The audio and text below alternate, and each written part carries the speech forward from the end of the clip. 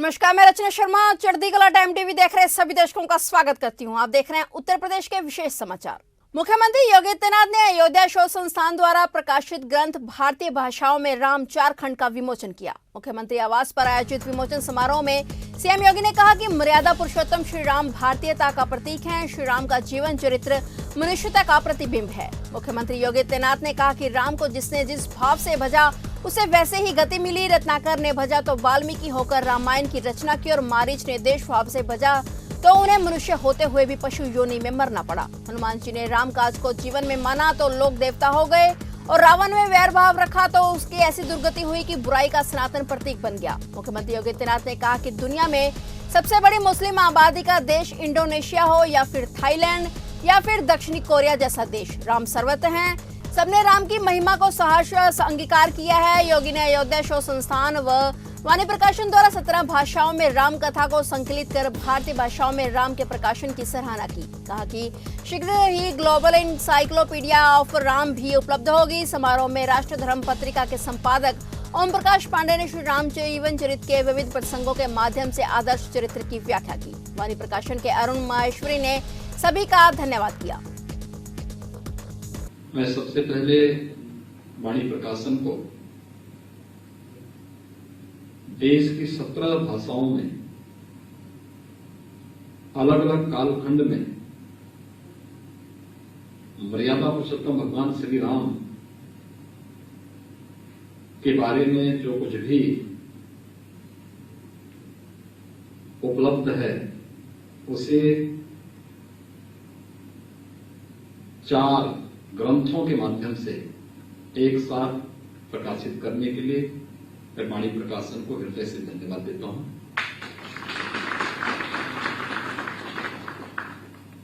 अयोध्या शोध संस्थान और श्री योगेंद्र प्रताप सिंह का स्मरण हमारे सामने सहज ही आ जाता है। श्री योगेंद्र प्रताप सिंह आज हमारे बीच में नहीं है, लेकिन अयोध्या शोध संस्थान के माध्यम से मर्यादा पुरुषोत्तम भगवान श्री राम भारत के अंदर, दुनिया के अंदर कहां कहां पर राम की लीला पहुंची है, इन सब पर उनका विशद अध्ययन भी था और उनकी रुचि भी थी। ईश्वर उन दिवंगत आत्मा को शांति प्रदान करें।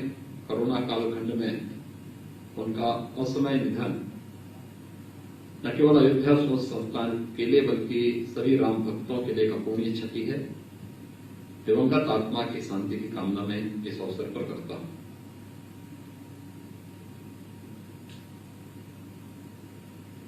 एक बात जो राम के बारे में आती है और मैं बार बार इसके बारे में भी सोचता हूं कि राम को जिसने जिस रूप में और जिस भाव से भजा है उसका उसी रूप में परिणाम भी निकला है।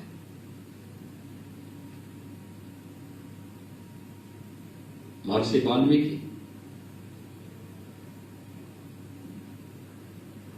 अपने लौकिक ग्रंथ के माध्यम से सर्वश्रेष्ठ महाकाव्य की रचना करते हैं। त्रिकालदर्शी ऋषि हो गए, लोक पूज्य हो गए।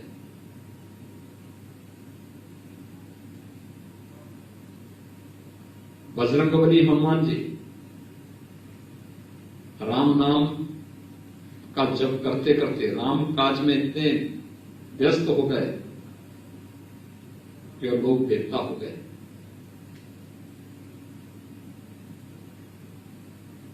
लेकिन राम का विरोध और राम के साथ कुटिलता जिसने भी की वह मनुष्य होते हुए भी उसको किस दुर्गति को प्राप्त होना पड़ा है। मारीच और रावण उसके 2 उदाहरण दिए हैं। मनुष्य के रूप में पैदा हुआ लेकिन मौत पशु के रूप में थी, यानी पशु के रूप में उसको मरने के लिए मजबूर होना पड़ा। रावण जैसा विद्वान, जैसा पराक्रमी, त्रिलोक विजय की क्षमता होने के बावजूद राम से द्रोह किस दुर्गति को प्राप्त हो गया कि आज भी रावण के पुतले भारत के अंदर और दुनिया के अंदर जहां कहीं भी राम भक्त निवास करते हैं वहां पर हम सब देखते हैं। और राम की इस महिमा को आज फिर से वाणी प्रकाशन ने इस बृहद रूप में प्रस्तुत किया है। यह अद्भुत है, अभिनंदनीय है। इंसाइक्लोपीडिया ऑफ रामायण पर काम चल रहा है अयोध्या शोध संस्थान के साथ मिलकर के, और मुझे लगता है संस्कृति विभाग को इस कार्यक्रम को और तेज करना चाहिए। उत्तर प्रदेश की योगी सरकार का फोकस युवाओं पर है। कोशिश है कि 2022 के विधानसभा चुनाव से पहले ज्यादा से ज्यादा युवाओं को रोजगार दिया जाए और इसलिए मिशन रोजगार पर सरकार का फोकस है। लगातार मुख्यमंत्री सरकारी विभागों में नियुक्त होने वाले युवाओं को नियुक्ति पत्र वितरित कर रहे हैं। इसी कड़ी में 1863 प्रभाधिक सहायकों को नियुक्ति पत्र वितरित किए गए। लोक भवन में आयोजित हुए नियुक्ति पत्र वितरण कार्यक्रम में खुद मुख्यमंत्री ने चयनित युवाओं को नियुक्ति पत्र वितरित की।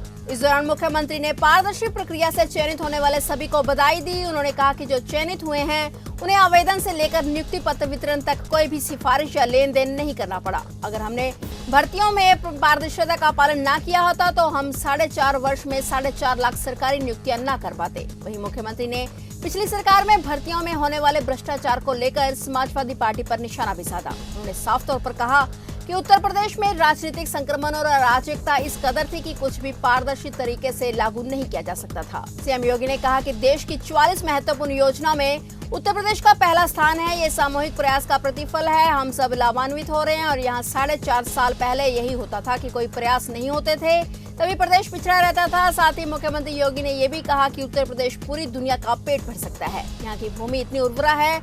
आज प्रदेश के अंदर राज्य सरकार के 4 कृषि विश्वविद्यालय और 88 कृषि विज्ञान केंद्र स्थापित हैं। कृषि विभाग से जुड़े हुए सभी अधिकारीगण, अधीनस्थ सेवा चयन आयोग की परीक्षा को सफलतापूर्वक उत्तीर्ण करने के उपरांत 9 चयनित कृषि तकनीकी सहायक और उपस्थित भाइयों बहनों, आज एक साथ हम लोग यहाँ पर 1868 कृषि तकनीकी सहायकों को नियुक्ति पत्र प्रदान कर रहे हैं, जिनमें 288 इस सभागार में और बाकी प्रदेश के अलग अलग जनपदों में वहाँ के जो हमारा NIC सेंटर है वहाँ से सभी नियुक्ति पत्र वितरित हो रहे हैं। मैं सबसे पहले इस पूरी पारदर्शी प्रक्रिया के साथ गुजरने और उसमें कृषि विभाग के तकनीकी सहायक के रूप में चयन के लिए आप सबको हृदय से बधाई देता हूं। आप सबके प्रति अपनी शुभकामनाएं भी व्यक्त करता हूं। मुझे प्रसन्नता है कि आप सबने अपने परिश्रम से, अपने गुरुजनों के आशीर्वाद से आज यह स्थान हासिल किया है और आज अपनी इस मंजिल को नियुक्ति पत्र के साथ ही प्राप्त करते हुए आपको किस स्थान पर कार्य करना है यह भी नियुक्ति पत्र आप सबको प्राप्त हो रहा है। आपने जब आवेदन किया होगा, आवेदन से लेकर के और नियुक्ति पत्र प्राप्त होने तक किसी भी स्थान पर आपको किसी भी स्तर पर सिफारिश कराने या कहीं से कोई लेन देन के बारे में कहीं कुछ जानकारी या कोई भी इस प्रकार की शिकायत करने का अवसर नहीं प्राप्त हुआ होगा। स्वाभाविक रूप से एक बिगड़ी हुई व्यवस्था में इतनी स्वच्छ, शुचिता और पारदर्शी व्यवस्था यह शासन की मंशा को बहुत स्पष्ट करता है। अगर हमने इन सभी प्रक्रियाओं में इस शुचिता और पारदर्शिता का ध्यान नहीं रखा होता तो हम लोग विगत 4.5 वर्ष के दौरान 4.5 लाख नौजवानों को प्रदेश में सरकारी नौकरी नहीं दे पाते। आज मुझे बताते हुए प्रसन्नता है जब हमारी सरकार ने अपने कार्यकाल के 4.5 वर्ष पूरे किए हैं। इन 4.5 वर्षों में हमारी सरकार ने 4.5 लाख सरकारी नियुक्तियां भी सरकारी जो स्थान खाली थे उन पर प्रदेश के नौजवानों को उनका पारदर्शी तरीके से चयन के उपरांत उन्हें नियुक्ति पत्र भी प्रदान किया है। यह एक व्यवस्था है और मैंने इस बात को देखा कि पारदर्शी तरीके से चयनित प्रदेश के युवाओं ने प्रदेश के विकास में अपना भरपूर योगदान भी दिया है। आज से 4-4.5 वर्ष पहले उत्तर प्रदेश कहां था? उत्तर प्रदेश देश के अंदर अर्थव्यवस्था के मामले में देश की 6ठी अर्थव्यवस्था माना जाता था। सब कुछ यहां पे था। हमारे पास देश के सबसे अच्छा मानव संसाधन हमारे पास, सबसे बड़ी आबादी हमारे पास, सबसे अच्छा जल संसाधन हमारे पास, दुनिया का सबसे अच्छी उर्वरा भूमि हमारे पास, सब कुछ होने के बावजूद कहीं ना कहीं कोई कमी तो थी कि हम अपने अच्छे मानव संसाधन के बावजूद, अच्छा जल संसाधन के बावजूद, अच्छी उर्वरा भूमि होने के बावजूद उत्तर प्रदेश हर एक क्षेत्र में पीछे रहता था। विगत 4.5 वर्ष के अंदर जो प्रक्रिया प्रारंभ हुई, आज उसका परिणाम है कि उत्तर प्रदेश देश की नंबर 2 की अर्थव्यवस्था बन चुकी है। सीएम योगी ने अमेठी जामो भाद्र मार्ग के चौड़ीकरण को मंजूरी दे दी है और मार्ग निर्माण होने से जिले के कई ब्लॉक के लोगों को आवागमन में काफी सहूलियत मिलेगी। मार्ग के निर्माण पर 70 करोड़ 32,72,000 रुपए खर्च होंगे। 45 किलोमीटर लंबा जामो भाद्र मार्ग PMGSY योजना से 10 वर्ष पहले बनाया गया था। मौजूदा समय में मार्ग की स्थिति बहुत खराब हो चुकी है। मार्ग की मुरम्मत के लिए अमेठी के विधायक की ओर से मांग की गई थी और इस पर लोक निर्माण विभाग की ओर से मुरम्मत भी कराई गई थी, लेकिन स्थिति में कोई सुधार नहीं हुआ।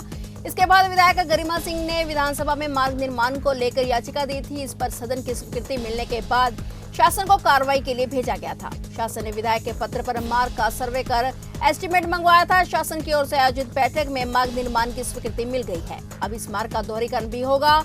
अभी तक यह मार्ग 3.5 मीटर चौड़ा था, अब इसे 7 मीटर चौड़ा बनाया जाएगा। मार्ग का निर्माण होने से लाखों की आबादी को आवागमन में सुविधा मिलेगी और जल्द ही सड़क निर्माण का कार्य शुरू होगा।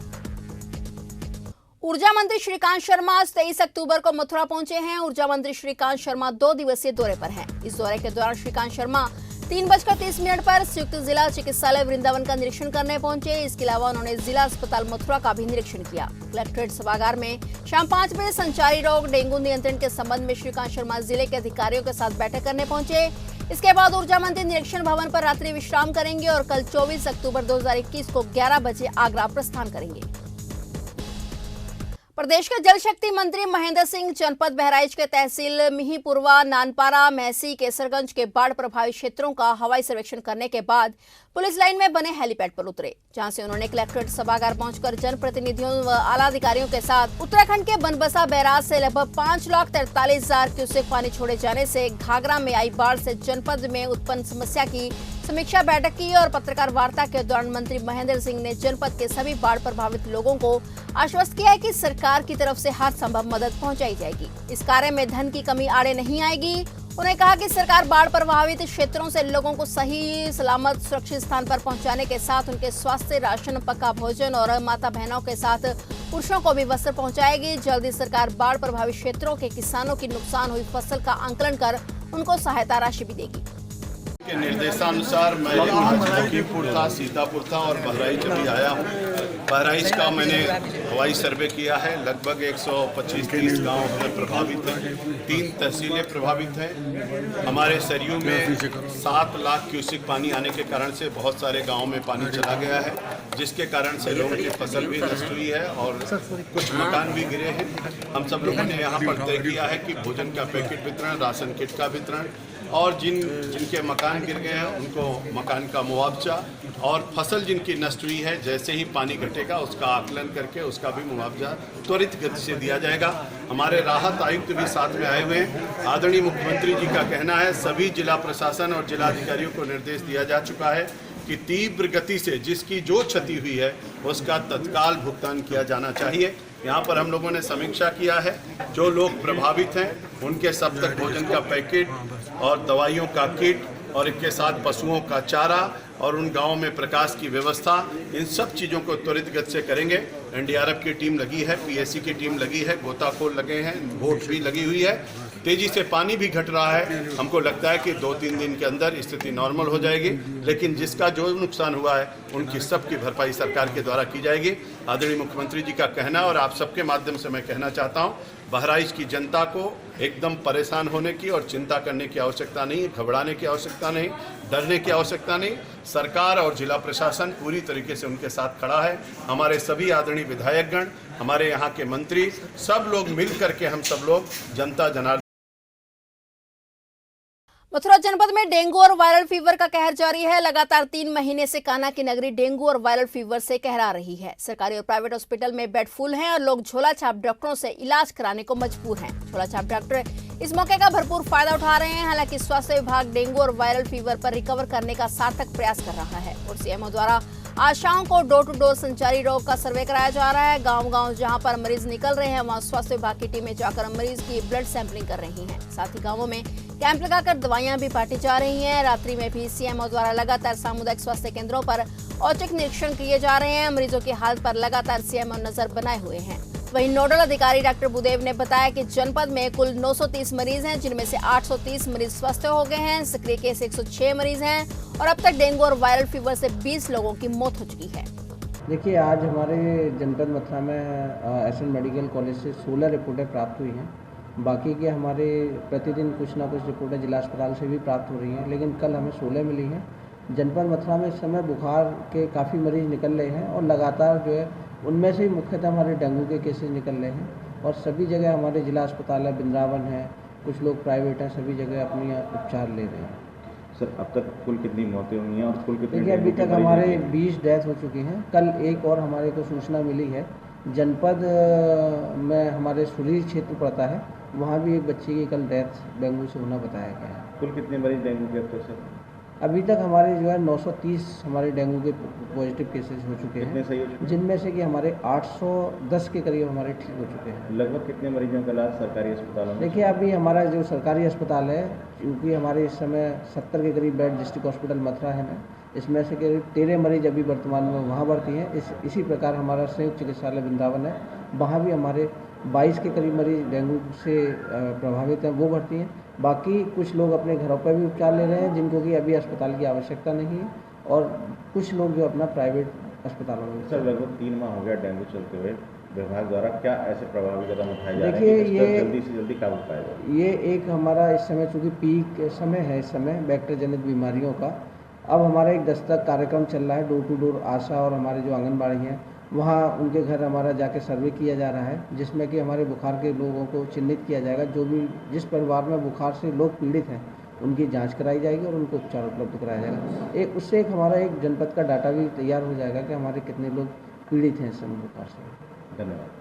मुख्यमंत्री योगी आदित्यनाथ आज सुल्तानपुर, अंबेडकर नगर और वाराणसी के दौरे पर हैं। अपने इस दौरे पर सीएम योगी ने सुल्तानपुर के इसोली और अंबेडकर नगर के अकबरपुर विधानसभा क्षेत्र में जनसभा को संबोधित किया। बीजेपी आज तक इन दोनों सीटों पर जीत दर्ज नहीं कर पाई है। ऐसे में सीएम योगी का यह दौरा और यहाँ हुई जनसभा और भी महत्वपूर्ण हो जाती है। अपने दौरे के दौरान सीएम ने जनता को कई सौगातें भी दी हैं।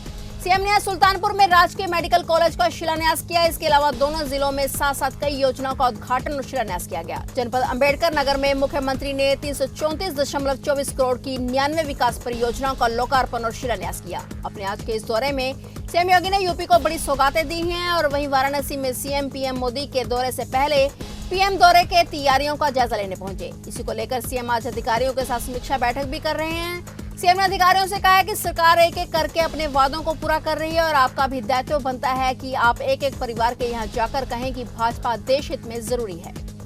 एक साथ 307 करोड़ रुपए से अधिक की परियोजनाओं का लोकार्पण और शिलान्यास का कार्यक्रम भी यहाँ पर संपन्न हुआ है।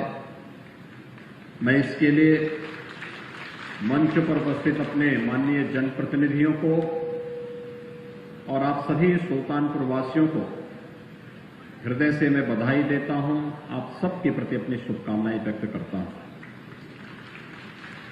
भाइयों बहनों, ये परियोजनाएं, ये लोकार्पण और शिलान्यास इस जनपद को दीपावली का एक उपहार है। दीपावली को अयोध्या में भव्य दीपोत्सव का कार्यक्रम होगा और उस कार्यक्रम में हम सब भी सहभागी बन सके। हर व्यक्ति अपने अपने घर में मिट्टी के दीपक जला सके। मर्यादा पुरुषोत्तम भगवान श्री राम आज से हजारों वर्ष पहले राम राज्य की स्थापना के लिए पूरे देश के अंदर जिस प्रकार की भूमिका तैयार करने के उपरांत उनका अयोध्या आगमन हुआ था, उन स्मृतियों को स्मरण करते हुए हर भारतवासी हर्ष और उमंग के साथ, उत्साह के साथ इस आयोजन के साथ जुड़ सके, इसी के लिए आज मैं आपके पास आया हूं। यह मंच आपके पास आया है कि जनपद सुल्तानपुर में भी उनका अपना अत्याधुनिक मेडिकल कॉलेज हो और मेडिकल कॉलेज का उपहार देने के लिए आज हम विशेष रूप से आपके पास आए हैं। इसके लिए हमारे जनप्रतिनिधियों को परिश्रम करना पड़ा, मेहनत करनी पड़ी। माननीय सांसद जी को, हमारे चारों विधायकों को, संगठन के पदाधिकारियों को और उनके परिश्रम का परिणाम था कि प्रधानमंत्री जी के अनुकंपा से केंद्र और राज्य सरकार मिलकर के आपके सुल्तानपुर में भी एक नया मेडिकल कॉलेज दे रहे हैं। इस मेडिकल कॉलेज के लिए मैं आप सबको हृदय से बधाई देता हूं, आप सबके प्रति अपनी शुभकामनाएं देता हूं। खबर जनपद पीलीभीत से है, जहां बाढ़ से तबाही को लेकर कृषि मंत्री सूर्य प्रताप शाही ने बड़ा बयान दिया है। उन्होंने कहा है कि योगी सरकार आपदा को लेकर गंभीर है, लगातार राहत कार्य जारी है। अभी तक वायुसेना के जवानों ने बाढ़ में फंसे हुए 40 से अधिक लोगों को बाहर निकाल लिया और वहीं 20,000 पैकेट खाद्य सामग्री बांटी गई है एवं 15 दिन का राशन भी पीड़ितों को दिया गया है। आपको बता दें कि 7,000 हेक्टेयर से अधिक से बाढ़ से जीवन प्रभावित हो चुका है। जिन किसानों की जमीन बाढ़ से प्रभावित हुई है उनको फसल मुआवजा भी दिया जाएगा और जिन लोगों का मकान क्षतिग्रस्त हो गया है उसको सरकार द्वारा मुख्यमंत्री आवास योजना के तहत आवास भी दिया जाएगा। हवाई सर्वेक्षण किया है आपने, कितने नुकसान का लगभग आकलन हुआ और सरकार कैसे भरपाई करने की योजना बना रही है? देखिए, ग्राउंड लेवल पर इसके सर्वेक्षण के काम शुरू कर दिए गए हैं। राजस्व विभाग की टीमें सब प्रभावित गांवों के भीतर गई हैं।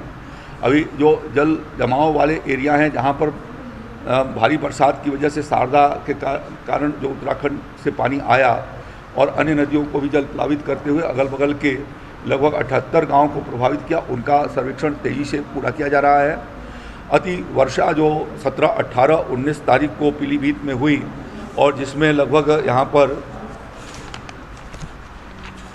126% से ज़्यादा पानी जो है वो बरसात हुई यहाँ पर, तो उसके लिए भी सर्वेक्षण का काम शुरू करने के लिए हमने यहाँ निर्देशित कर दिए हैं और ये प्रयास किया जा रहा है कि जो अतिवृष्टि से भी धान की फसल को जो नुकसान हुआ है उसका सर्वेक्षण करके और क्षतिपूर्ति कराया जाए।